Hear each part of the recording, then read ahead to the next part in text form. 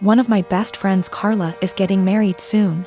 It's only meant to be a small backyard type of wedding, but they've been planning it for a few months now, and originally, it was supposed to be on my property. They wanted it because it's private, has lots of open space for the reception, a nice view, and the house could be used for them to get ready and stuff. Of course I said yes. She and her fiancé, Rick, were very happy. Thing is, Carla and I do have a history. We went out on and off in college but decided to stay friends. Then I met my wife, we got married, Carla met Rick, and now here they are. Now my wife knows I went out with Carla back in college and she didn't care. Carla still went to our wedding and everything. I never knew if Rick was told or not. It's not my relationship, therefore not my business to say anything, so I never did. Rick found out recently, and not in the best way. Not sure how, but from what I heard from friends is that one mutual friend told him, no idea why, we used to date. Not only that, but apparently Carla said a couple years ago she was still in love with me when she was already dating Rick. Don't have actual confirmation if that's exactly what he was told. All Carla's told me is that Rick was told about our past and he's angry at her for never saying anything. It became quite a drama and didn't hear from her for over a month until now. She told me they're going to couples counseling and that the wedding is still on. But Rick requested that I not attend. It sucks, but I totally get why he wouldn't be comfortable. Then I asked the obvious question, where are they going to hold the wedding then? To my surprise, she said they still want it at our place. Rick said so too, and in my mind I'm going, he doesn't want the guy who dated his fiancée years ago at the wedding, but still wants the wedding at his house. My wife and I are expected to just not be at our home that weekend, and I told Carla no. They're going to have to find someplace else since we're not going to simply leave our home to them for the weekend. Not only for safety reasons, but it just doesn't make sense. Rick doesn't want me around because he's not comfortable, but is comfortable enough to have their wedding at my house. They really want their wedding here though, and because of that I've been bugged by not only her but also Rick, and some friends who think I'm being a petty asshole for not letting them have the wedding here anymore. Honestly, don't think that I am. It just doesn't make sense at all to have to leave our own place for a wedding we're no longer welcome to, and leaving our home totally vulnerable. Still, being accused of sabotaging their wedding, and Rick believes it's the least I can do after everything. I am a 36-year-old male. My wife passed away 2 years ago. I have an 11-year-old son named Sean. I'm doing okay with money. I have a stable income and support system. I have a friend named Kate. We've been together since we were kids. She's like a sister to me, although she tends to boss me around. She's introduced me to her female friends, hoping that I'll settle down again. I told her I have other priorities and I'm required to focus on Sean and his health. He's diabetes. Kate thinks there's something wrong with me, but not everyone's circumstance is the same. I started noticing a pattern in her behavior after she introduced me to a friend of hers.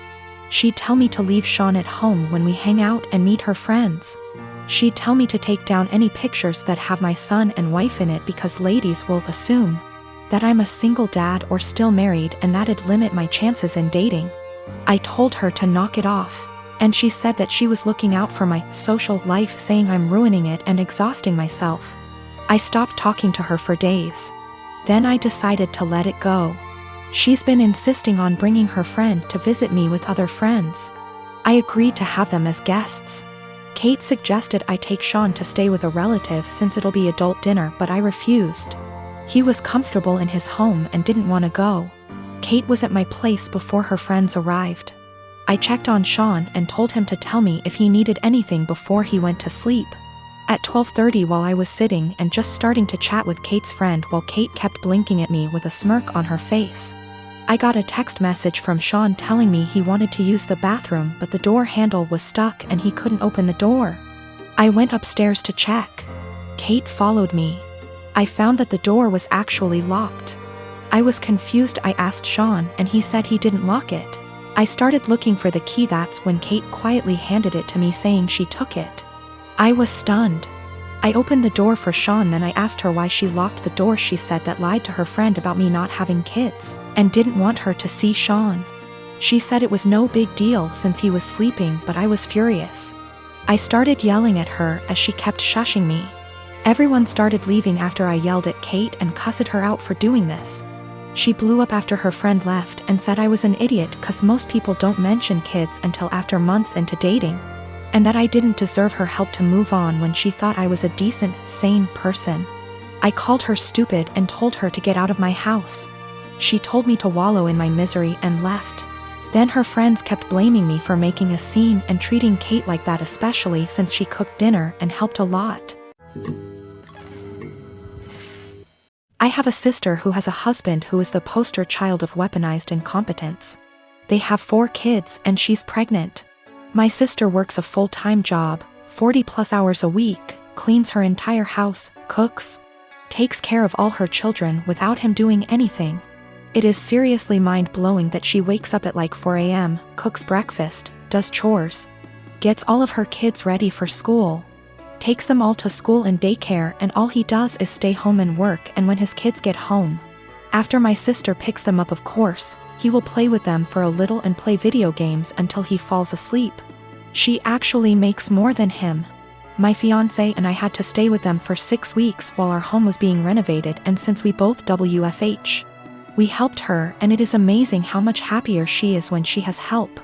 I helped with the kids, and my fiance even drove her to doctor's appointments. Her husband literally only acknowledges he is a parent when his family is around, then he is a God-fearing, hard-working father of 5.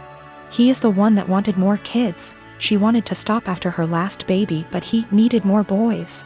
I am seriously concerned not only for her, but her kids as well, because now her oldest is seeing what's happening and trying to help, but my sister is prideful and refuses to let her child do anything. Me and this man have never gotten along. He's been acting like this since their 8-year-old was born. I've tried talking to her about leaving, but she doesn't want her kids to grow up in a broken home. And unfortunately, her experience with our parents' divorce was completely different than mine, so she doesn't understand that a divorce would benefit her kids here because she thinks they need their mom and dad together. Cut to this past weekend, her and her husband threw a pre-Thanksgiving potluck where our entire family plus his was there. I stayed with my sister a few days before because I knew he wouldn't help.